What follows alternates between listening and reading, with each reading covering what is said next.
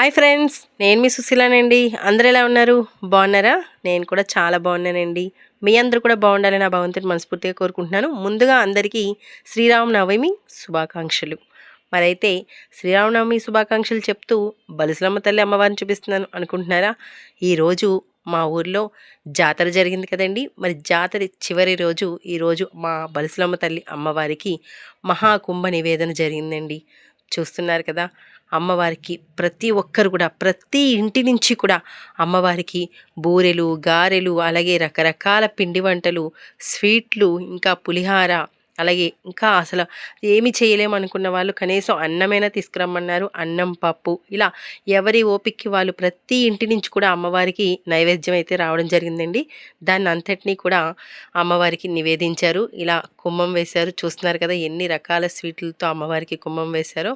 అలాగే ప్రతి ఒక్కరు కూడా ఈ యొక్క కార్యక్రమంలో పాలు పంచుకున్నారండి. ప్రతి ఒక్కరు కూడా భాగస్వాములు అయ్యారు. మరి అయినప్పటికీ కూడా ఈరోజు శ్రీరామనవమి, ప్రతి ఒక్కరు కూడా త్వరగా పూజా కార్యక్రమాలు ముగించుకొని ఆలయం వద్దకైతే చేరుకున్నారు. మరి నేను కూడా ఈరోజు అమ్మవారికి బూరెలు వేద్దాం అనుకున్నానండి. బూరెలు చేసి అమ్మవారికి నేను తీసుకొచ్చి వేయడం జరిగింది. నాకైతే చాలా అంటే చాలా సంతోషంగా అనిపించిందండి. ఎందుకంటే నేను ఇంత పెద్ద కుంభ నివేదన చూడటం అయితే మొట్టమొదటిసారి అండి. అలాగే జాతర వేడుకను కూడా చూడటం మొట్టమొదటిసారి అండి.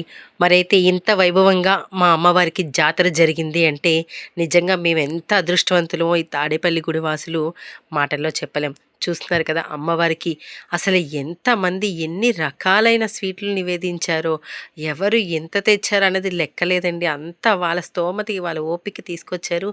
చూడటానికి నిజంగా కళ్ళు సరిపోవు. నిజంగా ఎంతో అదృష్టం ఉంటే కానీ ఇటువంటివి చూడలేము, చేయలేము. ఇటువంటి కార్యక్రమాల్లో నేను పాలు పంచుకోవడం కూడా నాకైతే చాలా ఆనందంగా ఉంది. మళ్ళీ ఎప్పుడు జాతర వస్తుందా అని 1000 కళ్ళతో ఎదురు చూసేలా చేసింది మా బలుసులమ్మ తల్లి, మా తాడేపల్లిగూడి వారసులందరినీ కూడానండి.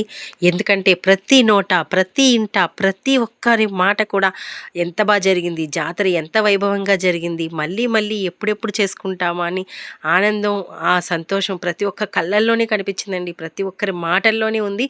మరి ఇటువంటి జాతరలు మరిన్ని మేము చేసుకోవాలని, ఆ తల్లి మమ్మల్ని అందరినీ కూడా అనుగ్రహించాలని, మాతో పాటు ఈ వీడియో చూస్తున్న ప్రతి ఒక్కరికి కూడా ఆ బలుసులమ్మ తల్లి చల్లని కరుణాకృపా కటాక్షాలు ఉండాలని మనస్ఫూర్తిగా కోరుకుంటున్నాను. మరి నేనైతే అమ్మవారికి సేవ చేసుకునే అదృష్ట భాగ్యం కలిగిందండి.